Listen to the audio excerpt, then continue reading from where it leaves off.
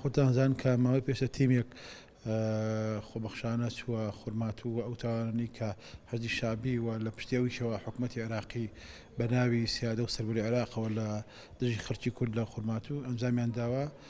تەوسیقی بکەن و بتێ بەشێک لەو کەیسەی کە مەفروزە کورد لە ئاسی نێودەوڵەتی و لە ئاسی عێراقیش حتا ئیشی لەسەر بکات چونکە بە بیانووی سەربەری عێراق و بە بیانووی چەسپاندنی حکمی قانونەوە دەیان شتی ناقانونی کراوە و ئەمە جۆرێک لە پاکتاوکردنی ڕێگەزیە لە دژی کورد کە جاران حکوومەتەکانی عێراق پەیڕەویان دەکرد. جاگەر حکوومەتەکانی عێراق ئەمیان بۆ چوە سەر چکە حکوومەتی فاشین مەفروض نییە بە حکوومەتێکی دیموکراسی لە نێوان دوو کەوانەدا حکوومەتێکی فیدرالی ئەم تاوانە بچێتە سەر. ئەم تیمە ئەم کاریان جێبەجێ کرد و ئێستاکە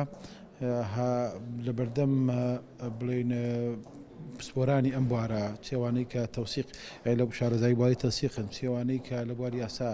ناسی و یاساکانی جنوسایت کارەکەن چ ئەو کەسانی کە هەڵسوراوی ئەم بوارن و بێگومانی نوێژانی خورمات و لە حزبی و لە حکومی و هەروەها بەشێک لە پەرلەمانتارانی کوردستانەوانی کە معنین بەم کەیسە چ خەڵکی ناوچەکەن چێ لەبەرەوەی لە خورمات و کێشی خورمات و لە پەرلەمانی کوردستانیش باس کراوە ئەم بابەتە تاوتوێ دەکەن ئێمە میوانداری تیمەکەمان کرد و پێمان خۆش بوو هەم بۆ کوردستانی هەم بۆ کەناڵەکانی ڕاگەاندن کۆشی ئەم تیمە بناسرێ و بێتە دەرفەتێش بۆ گفتوگۆکردن لەسەر ئەو تاوانانی کە بەرامبەر کورد کراوە.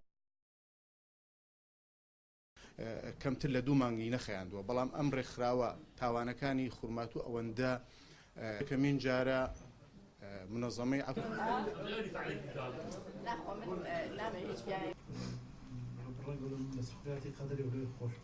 و دەرەوە ئەوە بۆ خۆی جوانترین ماندوو بووینە لەسەری پێمان گەیانەوە ئەخسایەکی باشی وەرگرۆ چۆتە دووشی ئێمە دەرەکە بە شەویش بە تفەنگێک و تاو مناڵە کوردمانە ناتو دروست خورمات و کردووە ئێستا لە داخۆی کرد بۆیە لە ڕووی ڕاگەیاندنەوە با هەوڕیانم تەکمیلی بابەتەکان بکرد. دەست خۆش بێت.